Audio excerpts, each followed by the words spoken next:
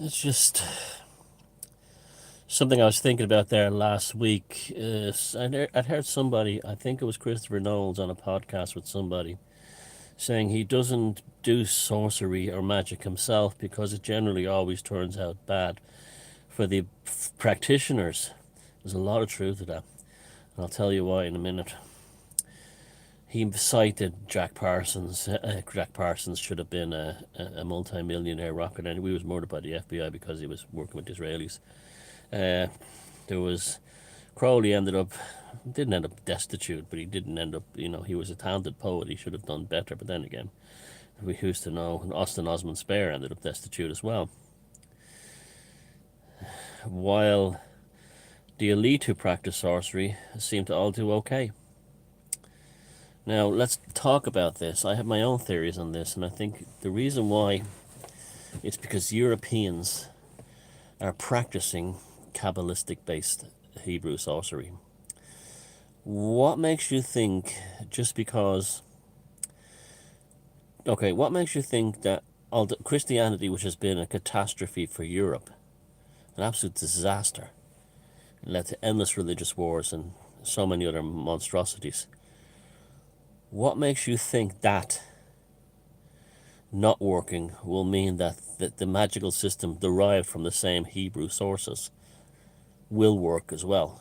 It's the same catastrophe waiting to happen, because you're trying to pour a Yiddish, predominantly Yiddish, and I'll talk about that in a minute, Yiddish magical system into an Indo-European Western pagan soul. You're going to have explosions and damage to the psyche. Now, if you look at what they call Western magic, the primary sources of primary outlets, expressions of Western magic, uh, Golden Dawn and Rosicrucianism is based in Jewish magic. I know it's Hermeticism, so ultimately it's Jewish magic. The Thelema, absolutely Kabbalistic Jewish magic, although there is Vedic and other aspects to it. And Wicca, 100% Kabbalistic, pretending to be paganism. This is why it never works. It all looks crazy, for the most part. You can do things with it, but it won't guarantee that the results will stay. There will be a stability and integration of the operations, either during or afterwards. Although Thelema called, now, I'm not putting down any system, I'm just saying this is where problems may arise.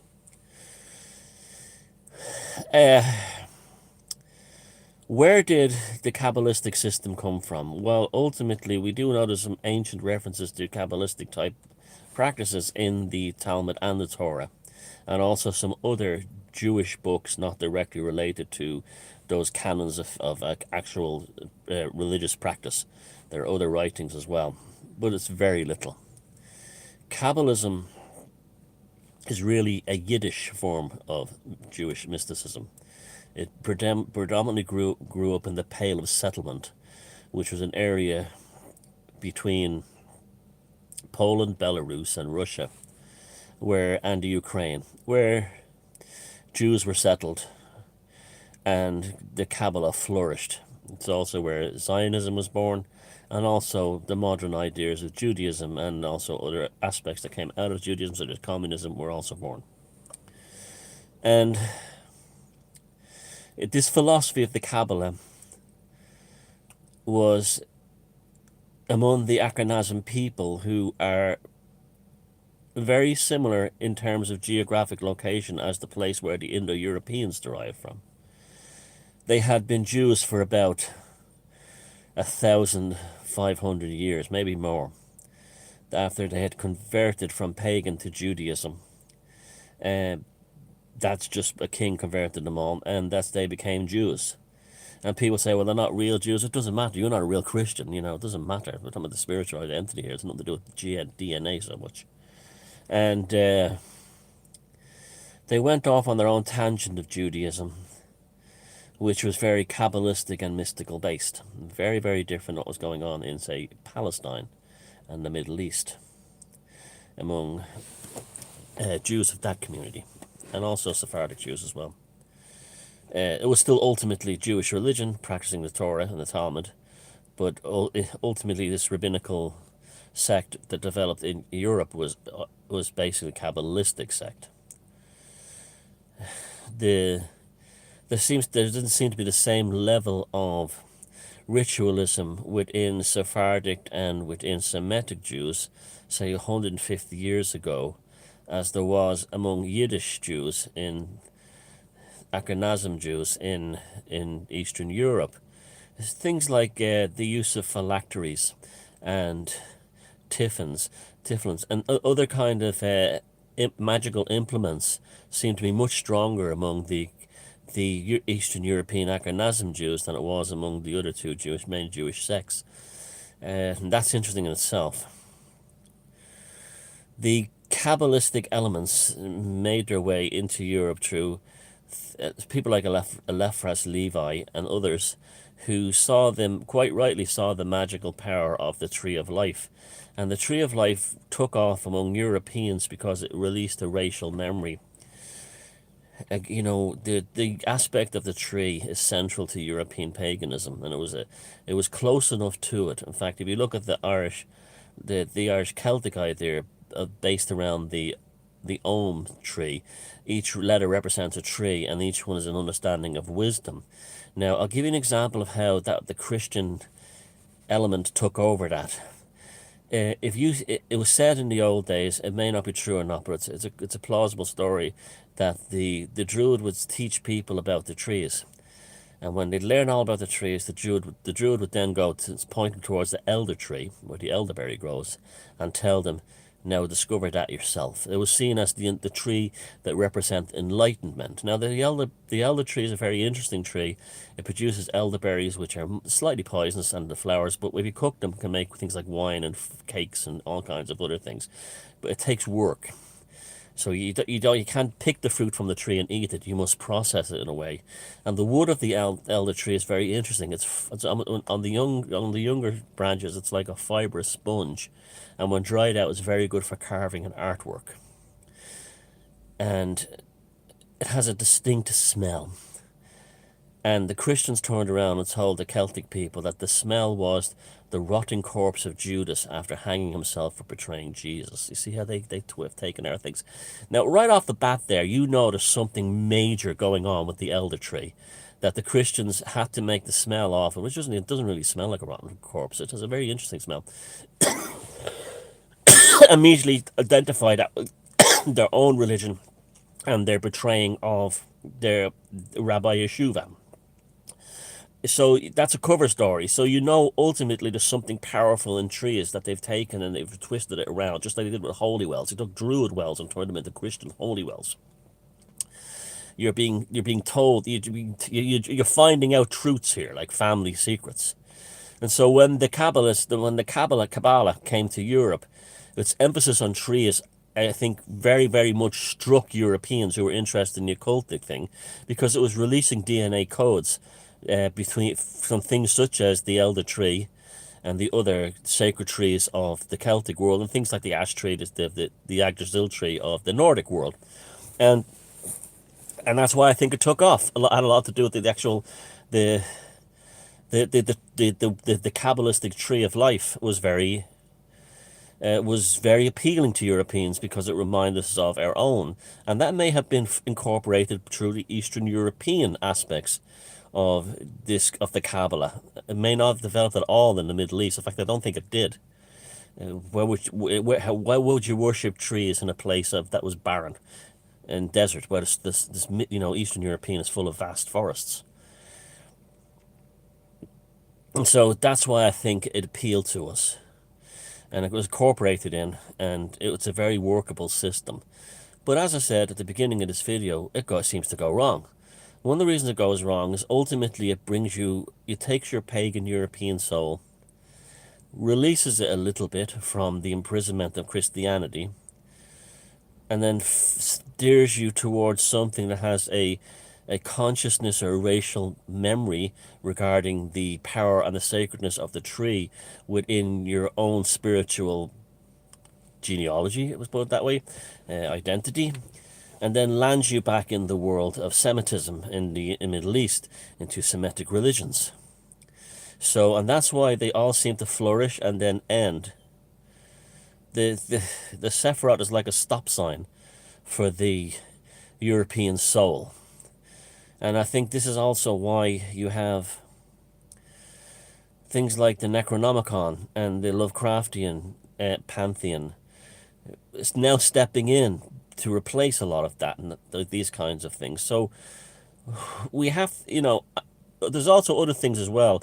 The what they call the geometric shapes would have been common. So the star of what they call a Star of David, the hexagon, and then you have the pentagram, the 5-pointed star. Well, that was found all over. Now it's interesting you don't find a swastika in the Eastern one. Is that where that really is? That what the real phobia about that comes from? But you do find it in Judaism of the Middle East. I have books at home that have pictures of ancient synagogues in in Israel today that have swastikas above the doors. They were all removed in the 1950s, but they were there because they were obviously because of what happened in World War II. But they were there. The swastika was central to that. So, like, this is why you have. I think just by default, you have people now returning to things like classical magic and sorcery, which we do have a lot of, still quite a lot of information on that, and the veneration of classical gods through magic and sorcery. And I think you see that's this monobus will even come back, and the worship of the dead, the classical magical pantheon is still very rich and was written down. So you can have, that's one that Europeans can tap into. Although in terms of the Greek magic, a lot of that was, I won't say contaminated, that's a strong word, supplemented by Egyptian and Hamitic magic from the Ptolemaic era on. When in Ptolemaic Egypt, they were still practicing European paganism, classical paganism, from the Balkans and from ancient Greece, but there was supplementing that with what was left of the pharaonic religions of ancient Egypt was incorporated into that. So that's another one that's, you remember, that's, I don't know how compatible Egyptian magic is with Europeans. I suspect it's not, but again, you have to be wary of these things. I think the thing is that if you're European, you don't have to strictly adhere at all to, I must practice Nordic magic, I must practice Celtic magic. Basically you can, you look at certain things that work, like the pentagram works, the mystery of the pentagram, the mystery of the hexagram, the mystery of many of the sacred sites, the Vesica Pisces, and other graphics and images. The same thing of the tree, the sacredness of the tree seems to be one you can take to the bank, and the sanctity of the forest and the woodland, and also of the cow, the bull, the veneration of the bull. I did a whole video on this channel a few years back on bull veneration, and the incorporation of the sacred cow, the sacred bull. Remember, that was one of the first prohibitions in the Bible against the graven image of a cow. That was the pagans, that was the Canaanites, and the worship of Molech the bull. Molech's not doing hell. That's the imbeciles in the alternative scene again. So I think one of the reasons that the Western magical system cannot be fully trusted is it's ultimately rooted in a Semitic Yiddish version. Now, when I say Yiddish, I'm talking about those people those Jews of the Pale of Settlement between Poland and Russia, Belarus and Ukraine. Now, you could say, they're not really Jews then, because is their magic really working? I think it does work because of the time invested into it. I think you can change, they probably supplemented that stuff very, very slowly. Like Christianity in Europe, they didn't all instantly become Jewish. They would have practiced their paganism, which would be a type of Tengism, probably, I'm assuming that, until it eventually, whatever the paganism of the Caucasus, migrated into their version of Judaism, and they incorporated Judaism into their own paganism. It would have been a long period of flux where that's where the soul the identity, because your soul is based on your DNA and your genes. That's a big part of that. This is like something to talk about. But your soul, your identity, you do have a racial spiritual identity. Well, I wouldn't say racial, it's the word tribal. There's nothing wrong with that. And that can be altered and changed. This is why you have African Americans who are all like fanatical Christians today, because they've been altered slowly over time. But you can get it back. And that's why even the use of the term the Western magical system, it even has to be called into question, because ultimately it's Kabbalah at the end of the day.